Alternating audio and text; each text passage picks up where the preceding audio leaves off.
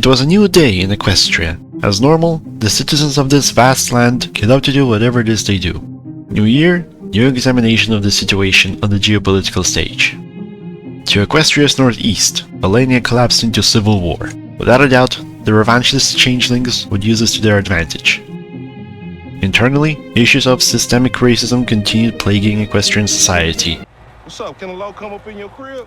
Man, fuck you. I'll see you at work. Oh, nigga, don't hate me because I'm beautiful, nigga. With Princess Celestia's most trusted getting to influencing the hearts and minds of the people.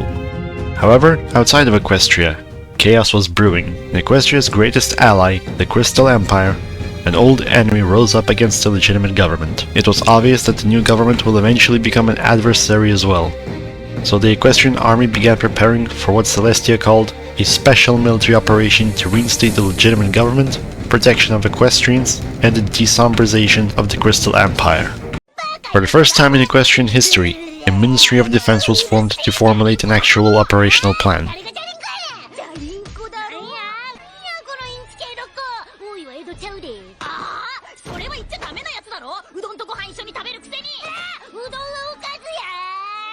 And thus, on August 21st of 1008, the special military operation was given the green light, and the expanded equestrian army crossed the border to liberate the citizens of the Crystal Empire.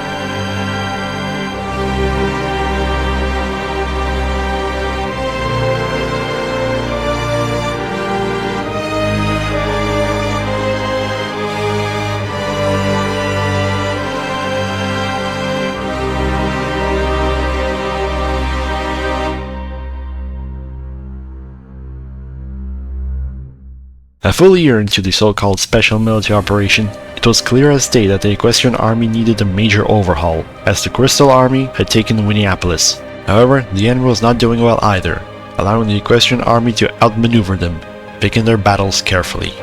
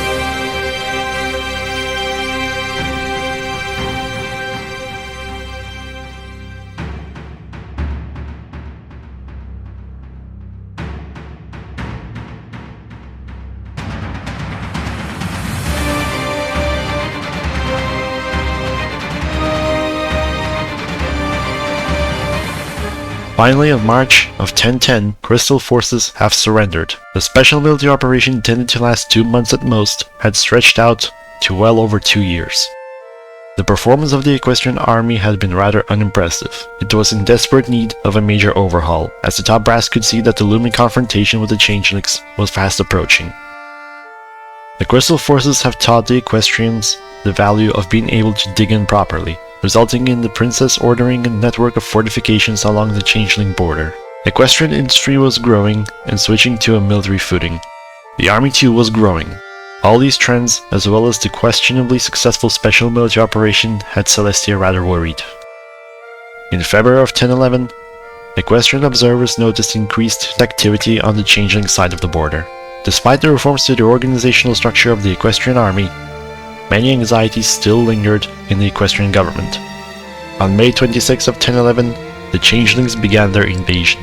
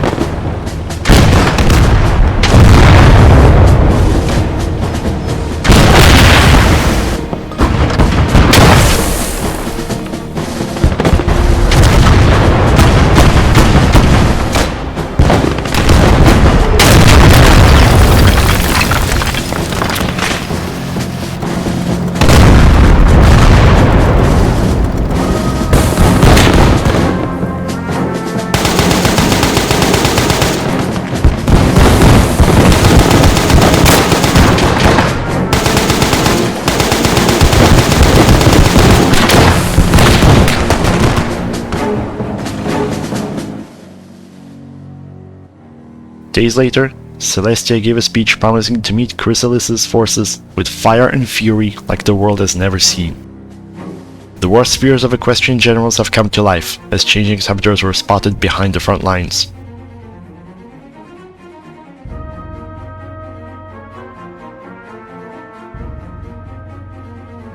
However, with the loss of Van Hoover and Akronaj, It was obvious that the border force will not hold out for much longer, and that the army must fall back to the secondary fortification lines.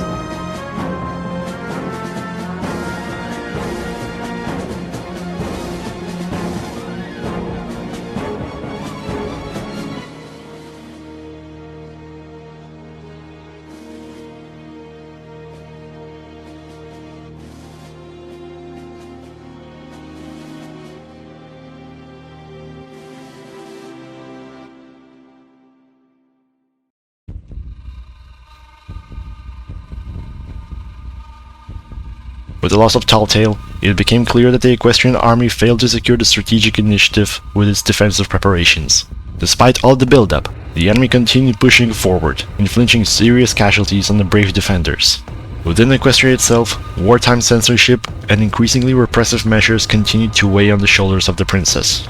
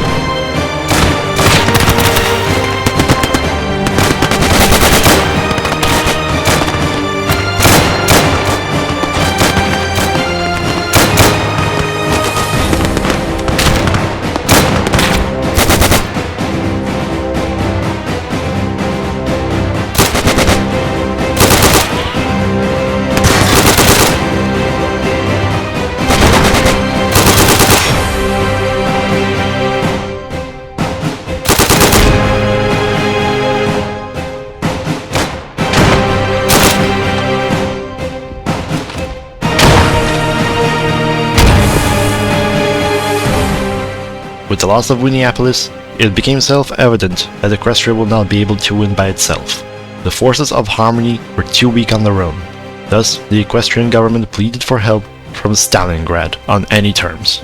And so, in exchange for disputed border territories, the Red Army joined the fight against the Changelings. Seeing the weakness of Harmony, a new directive was issued by Princess Celestia. The staff of Harmony is to be forever put down, as the world has become a place in which Harmony cannot survive.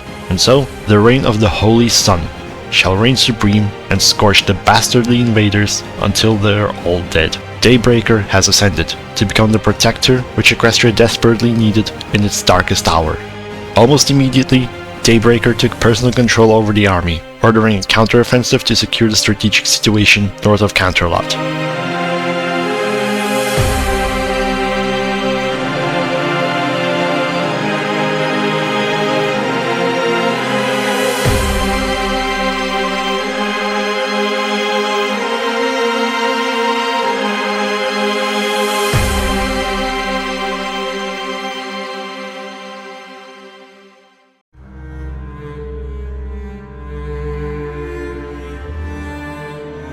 The offensive became a stunning success, with territories as far as the Shire being liberated. In summer of 1012, a campaign to liberate Talltale began.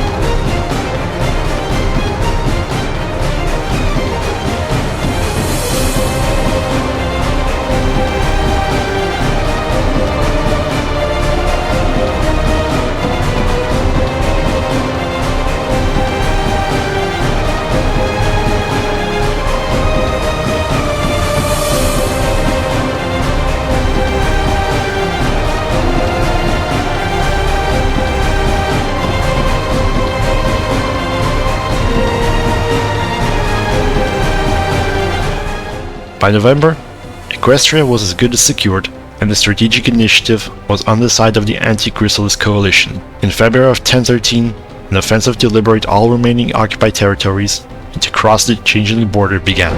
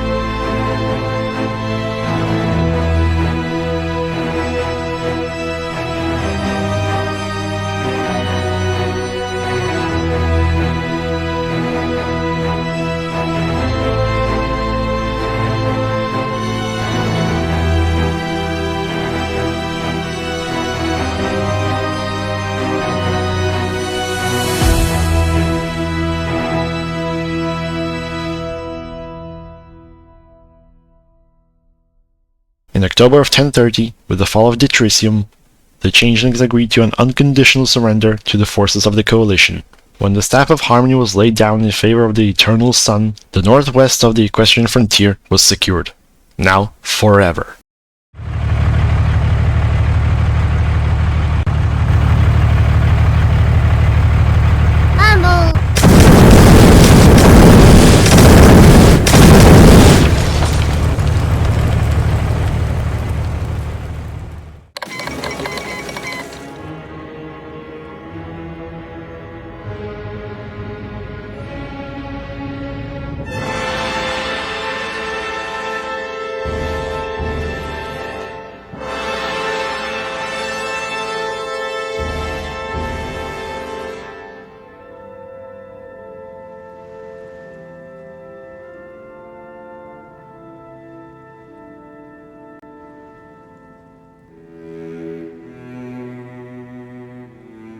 Of course, there was also in the northeast, where communism has claimed rightful solar lands. That could not stand. Now, former allies turned their guns at each other.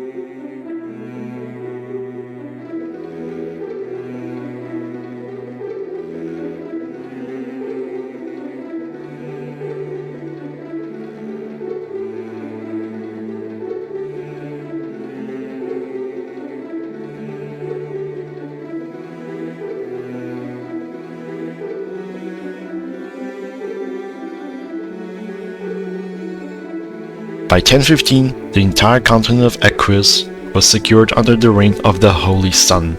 But there still was one unfinished enemy beyond the seas, Hieroptera, where the heretical worshippers of Nightmare Moon found refuge from the burning rays of the sun.